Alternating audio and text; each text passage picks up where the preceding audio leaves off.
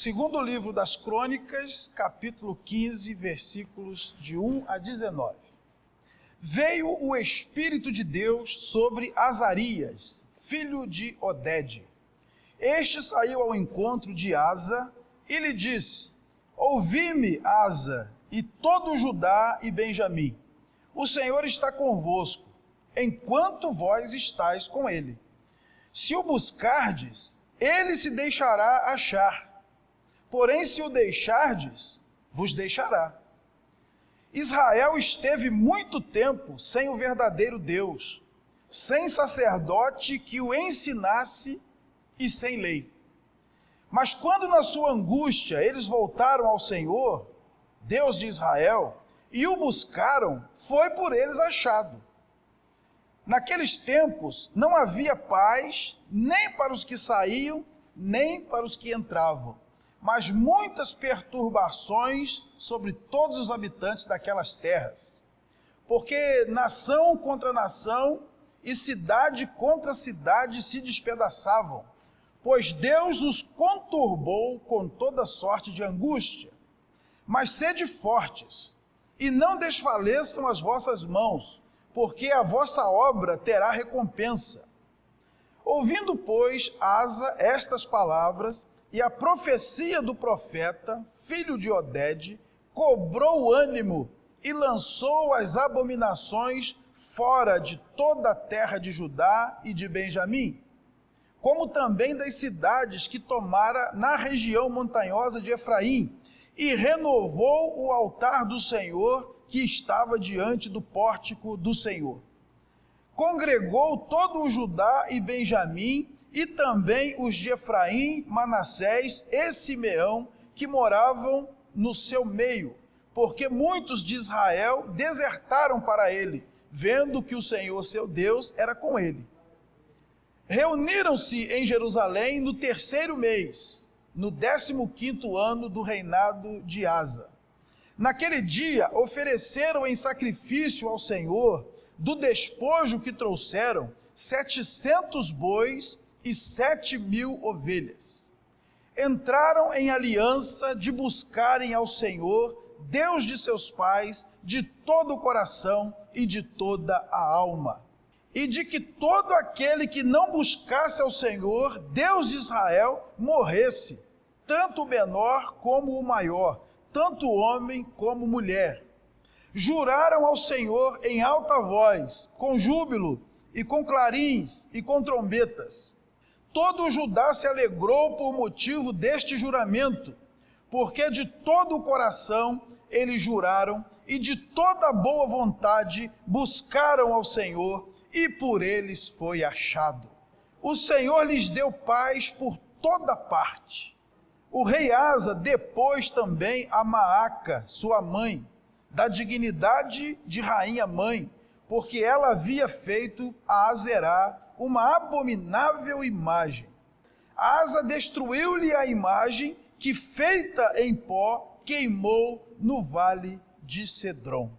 Os altos, porém, não foram tirados de Israel. Todavia, o coração de Asa foi perfeito todos os seus dias. Trouxe à casa de Deus as coisas consagradas por seu pai e as coisas que ele mesmo consagrara, prata, ouro e objetos de utilidade. Não houve guerra até o 35º ano do reinado de Asa. Vamos orar, queridos? Senhor, graças te damos por mais uma oportunidade de estar na tua casa. E nós estamos abençoados nesse lugar, ao poder nos congregar, sentindo a tua presença. Por isso, Deus, nós te agradecemos, porque mais uma semana se passou e com todas as lutas que nós passamos, estamos aqui com muita alegria em nosso coração, porque é uma honra, é uma bênção, é um privilégio estar diante do Senhor. É muito bom poder cantar louvores, é muito bom poder orar e saber que alguém nos escuta, é muito bom abraçar aqueles a quem nós amamos, é muito bom saber que o Senhor está tocando em nós, é muito bom saber que nossos pecados estão perdoados, e é muito bom saber que o Senhor quer falar conosco.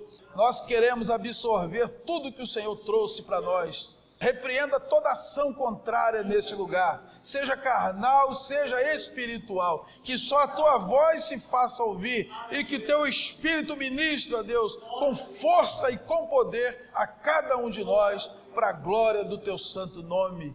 É o que nós te pedimos e desde já te agradecemos, em nome de Jesus. Amém. Pode sentar, queridos. Uma reforma de verdade. É sobre esse tema que eu quero compartilhar com a igreja nessa noite. Nós estamos aqui diante de um episódio na história do rei Asa. Asa foi o terceiro rei de Judá, após a divisão do reino. E ele reinou 41 anos em Judá, por volta dos anos 912 a 871 a.C. Após a divisão do reino, a situação espiritual do povo decaiu sensivelmente. 10 tribos seguiram a Jeroboão, que era um empregado de Salomão, e apenas 2 tribos seguiram a Roboão, que era o filho de Salomão. Essas 2 tribos foram Judá e Benjamim. As 10 tribos são conhecidas como o Reino do Norte, Israel, cuja capital é Samaria. As 2 tribos que seguiram a Roboão ficaram conhecidas como o Reino do Sul, o Reino de Judá, cuja capital era Jerusalém. O Reino do Norte teve ao todo 20 reis, e nenhum deles fez o que era reto perante o Senhor. E a gente vai lendo a história, quando entrava um, dizia assim, ele fez o que era mal, mais do que todos os outros que vieram antes. É como diz o outro, nada é tão ruim que não possa piorar, né? O Reino do Sul, ele também teve 20 reis, e 8 deles fizeram o que era reto perante o Senhor. Inclusive, esse rei que nós estamos falando dele agora, que é o rei Asa. Antes dele, o seu avô Roboão havia reinado por 17 anos e fez o que era mal perante o Senhor. Com a morte de Roboão, Abias reinou em seu lugar e reinou durante 3 anos e também fez o que era mal perante o Senhor.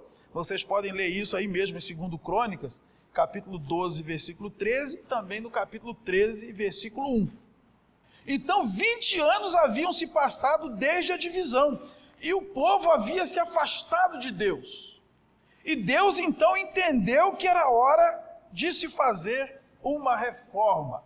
E esse é o pano de fundo desse texto que nós lemos aqui, o qual vai servir de base para o que nós queremos compartilhar com a igreja nessa noite. A primeira coisa que eu quero afirmar com a igreja é que toda reforma de verdade começa em Deus.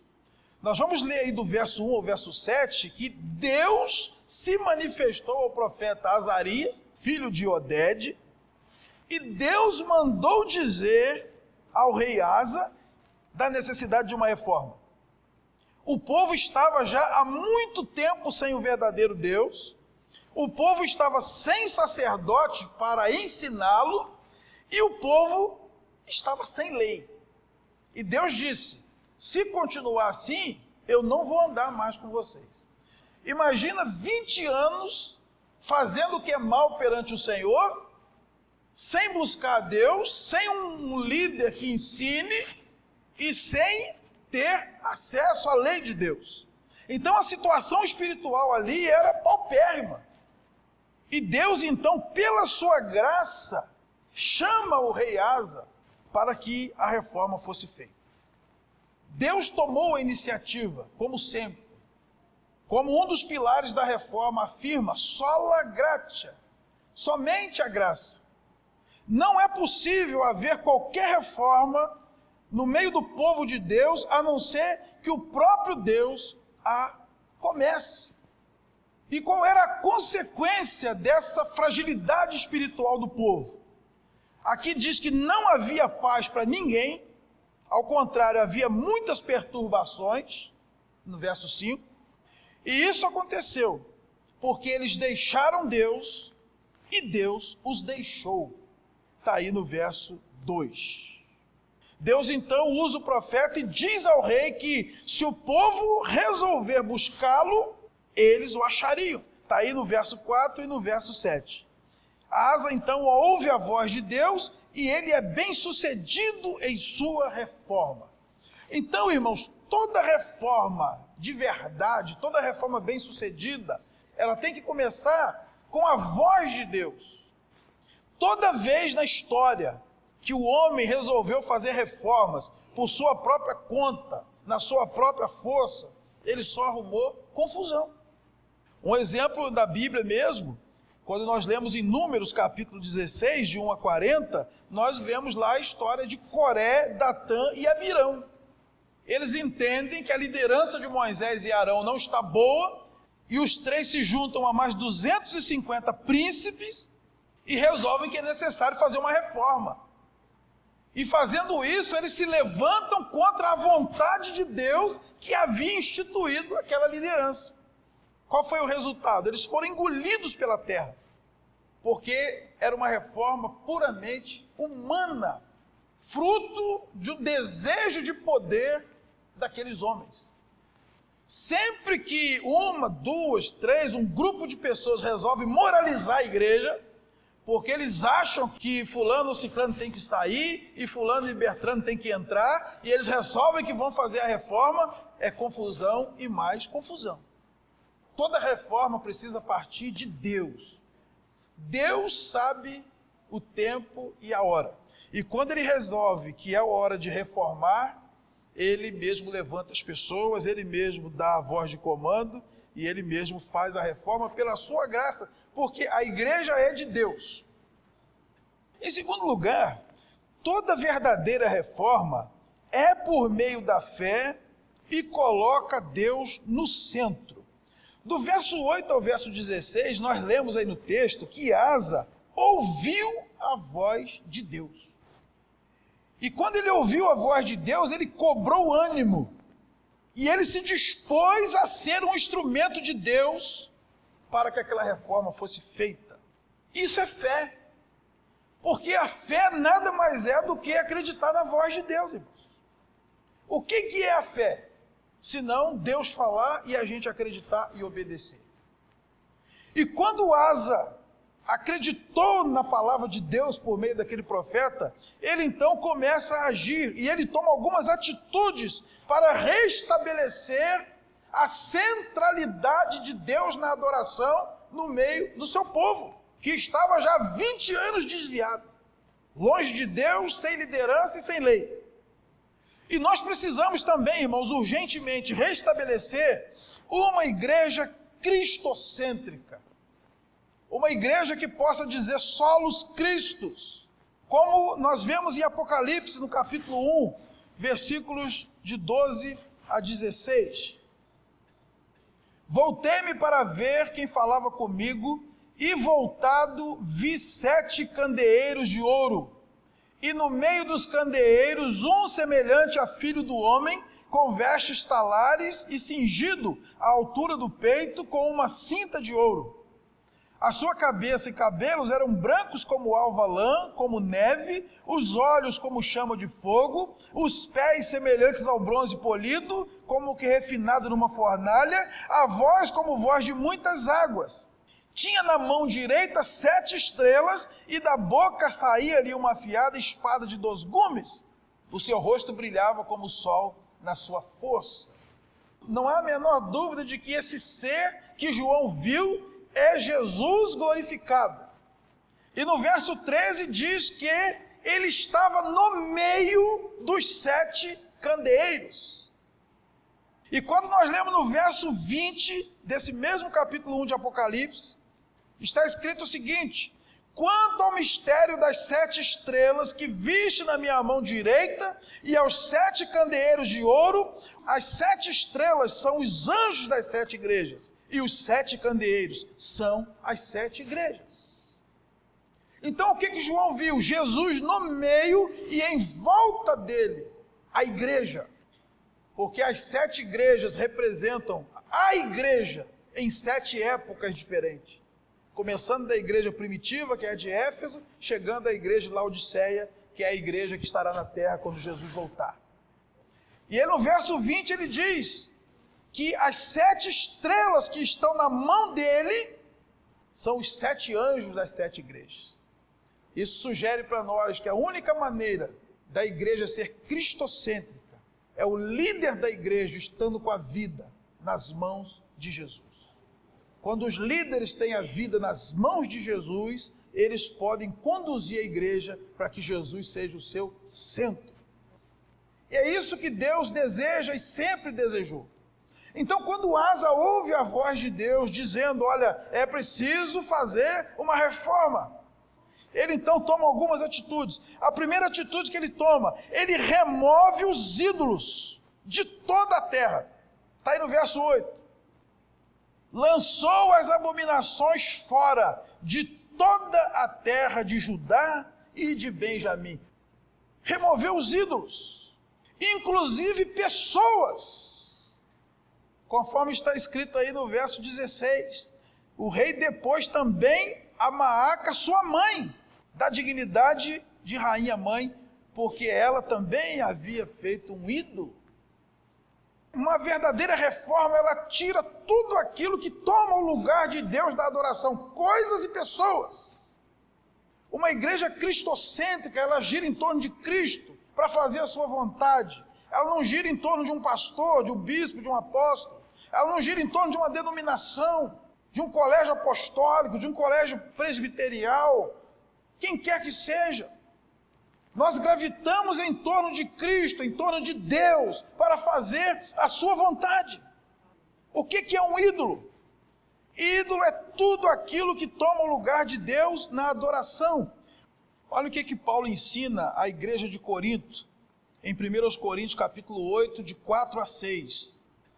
No tocante à comida sacrificada a ídolos, sabemos que o ídolo de si mesmo nada é no mundo e que não há senão um só Deus.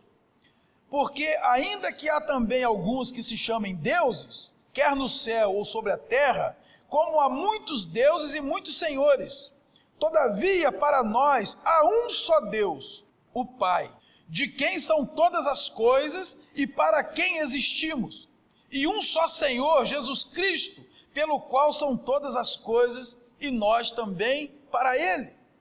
E ele continua em 1 Coríntios capítulo 10, versículos 14, depois do 19 ao 22. Portanto, meus amados, fugi da idolatria. Que digo, pois? Que o sacrificado ao ídolo é alguma coisa? Ou que o próprio ídolo tem algum valor? Antes digo que as coisas que eles sacrificam é a demônios que as sacrificam e não a Deus, e eu não quero que vos torneis associados aos demônios. Não podeis beber o cálice do Senhor e o cálice dos demônios, não podeis ser participantes da mesa do Senhor e da mesa dos demônios. Ou provocaremos zelos no Senhor? Somos acaso mais fortes do que Ele? O que Paulo está ensinando à igreja? O ídolo por si mesmo nada é no mundo. Só que a Bíblia diz que os demônios agem por trás da idolatria. Então, quando você faz uma promessa a um ídolo, um sacrifício a um ídolo, é a demônios que está sendo feito isso. Porque nós estamos tirando Deus do centro da adoração e colocando um ídolo. E o ídolo não precisa ser uma coisa, pode ser uma pessoa.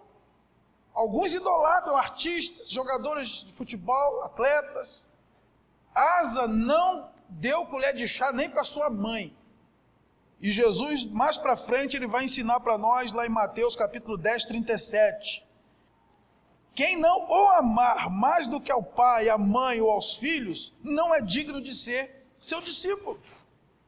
Se nós queremos uma reforma de verdade na nossa igreja, na nossa vida, tem que tirar fora a idolatria. Não podemos idolatrar pastor, denominação, ministério de louvor. Tudo que nós fazemos aqui é em função de Cristo. A segunda coisa que Asa faz, ele renova o altar do Senhor. Está aí no verso 8 também. Talvez ele tenha aprendido isso com Elias. Lá em 1 Reis 18:30, quando Elias se defronta com os 450 profetas de Baal, antes dele orar para que o fogo de Deus caísse, ele restaura o altar do Senhor que estava em ruínas. Paulo também ensina que na era da graça em que vivemos, o altar de Deus é a vida de cada um de nós, que precisa estar restaurada em santificação para a habitação dele em espírito. Então, quando nós falamos hoje de reformar a igreja, nós estamos falando de reformar os crentes. Deus quer vidas restauradas, Deus quer vidas reformadas. Será que no altar da nossa vida tem algo a ser reformado? Como está o altar de Deus, que é a nossa vida espiritual? Essa é uma pergunta que nós precisamos fazer a nós mesmos nessa noite. Em seguida, Asa congrega o povo. Olha o que diz no verso 9. Congregou todo o Judá e Benjamim. E o povo se congregou de tal forma, irmãos, que veio gente de 3 outras tribos que tinham saído para o reino do norte, que foi a meia tribo de Manassés, Efraim e também a tribo de Simeão. Eles desertaram do reino do norte e vieram para o reino do sul, porque eles viram que Deus estava falando, porque lá no reino do norte era treva pura. O fortalecimento da comunhão é um dos sinais visíveis de que Deus está reformando e abençoando o seu povo. Não existe reforma fora da comunhão. O Salmo 133, de 1 a 3, vai dizer como é bom e suave os irmãos viverem em união. É um bálsamo, é um refrigério, e ali o Senhor ordena a sua bênção. Não existe reforma onde há desarmonia, onde há irmão de mal com irmão, onde há intriga, maledicência, fofoca, mentira, grupinho, panelinha. Quando Deus quer reformar o seu povo, Ele quer que nós estejamos congregados. O escritor aos Hebreus vai dizer para nós no capítulo 10, versículo 25, não deixemos de congregar-nos, como é costume de alguns, antes façamos admoestações, ou seja, vamos incentivar um ao outro, porque o dia se aproxima, e sozinhos, irmãos, nós não temos a menor chance. João nos ensina que quando estamos na luz de Deus, o resultado natural é que vivemos em comunhão. Está lá em 1 de João, capítulo 1, versículo 7. Se andarmos na luz, como Ele está na luz, temos comunhão uns com os outros. E o sangue de Jesus, seu Filho, nos purifica de todo pecado. Finalmente, Asa conduz o povo a assumir um compromisso genuíno com Deus. Isso redundou em uma oferta de 700 bois e 7.000 ovelhas. E ainda um juramento de servirem ao Senhor de todo o coração, empenhando inclusive suas próprias vidas. Que morra aquele que não servia ao Senhor de todo o coração e de toda a alma. Está aí do versículo 11 até o versículo 15. E Jesus vai dizer para nós em Mateus 6, 21, que as nossas ofertas dizem muito sobre o nosso amor e sobre o nosso compromisso com Deus. Porque onde está o nosso coração, estará o nosso tesouro. Toda reforma verdadeira coloca Deus no centro da adoração e gera em nós um profundo compromisso por Ele e por sua obra. Em terceiro lugar, mesmo as verdadeiras reformas não serão definitivas. Olha o que diz o verso 17. Os altos, porém, não foram tirados de Israel. Todavia, o coração de Asa foi perfeito todos os seus dias. O texto diz que apesar de tudo que o rei Asa fez para reformar o culto a Deus, os altos não foram retirados. A expressão altos que aparece aqui vem do hebraico bamar, que significa local cultico em uma elevação. Parece haver uma contradição entre este versículo e o que está escrito em 2 Crônicas 14, 3, porque lá diz que os altos foram retirados. Pode-se entender que ele tirou a maioria dos altos, mas não todos. Ou então que ele tirou os ídolos, mas não destruiu os locais onde os ídolos estavam. Mas a verdade é que mesmo as melhores reformas que são feitas neste mundo, sempre tem um porém. Talvez você esteja procurando a igreja perfeita. Eu dou um conselho para você, irmão, que me deram uma vez. Se você descobrir uma igreja perfeita nesse mundo, não vá para lá, porque você vai estragar. Mas eu desconfio que nós não vamos encontrar uma igreja perfeita nesse mundo. Toda igreja tem um porém. Porque, irmãos, nós todos ainda estamos em obras. Escrevendo aos Filipenses, no capítulo 1, versículo 6, Paulo diz que está bem certo que aquele que começou a boa obra há de completá-la até o dia de Cristo Jesus.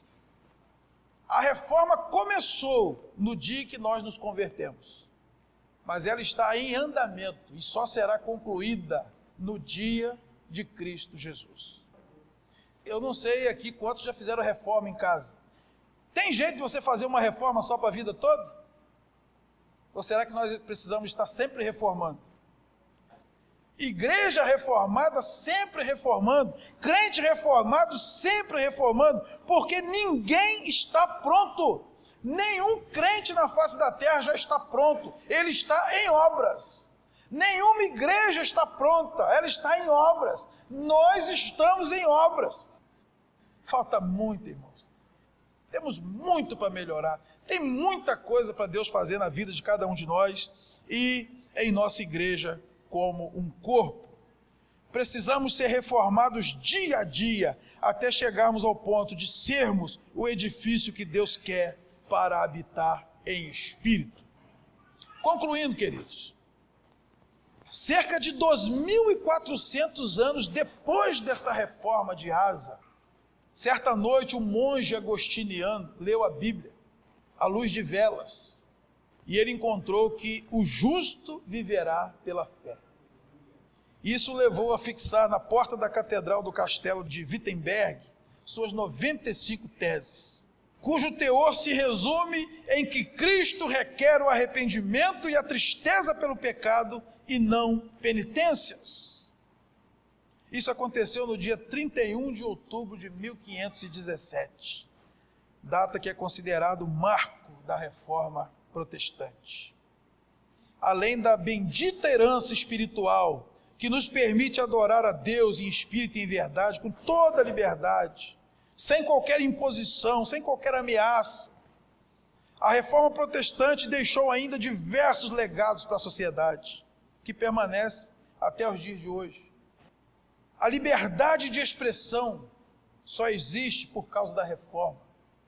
O primeiro hospital público da história foi montado pelos reformados. A primeira escola pública foi criada pelos protestantes reformados. O avanço da ciência moderna teve como precursores cientistas protestantes. Augusto Nicodemos disse que dos 53 cientistas que nos deram a ciência moderna, 51 eram protestantes. Nós somos os retrógrados, nós somos os avestruzes, somos nós que não queremos o avanço da ciência, que o homem pense, que o homem descubra a verdade. Não. Então a reforma protestante é muito mais do que um marco religioso, é um marco histórico, é um marco social. E qualquer historiador honesto vai dizer que, em termos de pensamento, a reforma protestante só perde para o iluminismo, que aconteceu 200 anos depois. A reforma da igreja e dos crentes não começou e nem terminou em 1517. O nosso Deus sempre reformou e continua reformando vidas para a glória do seu nome. A pergunta é: você gostaria que Ele reformasse a sua vida hoje em alguma área? Vamos ficar de pé, queridos.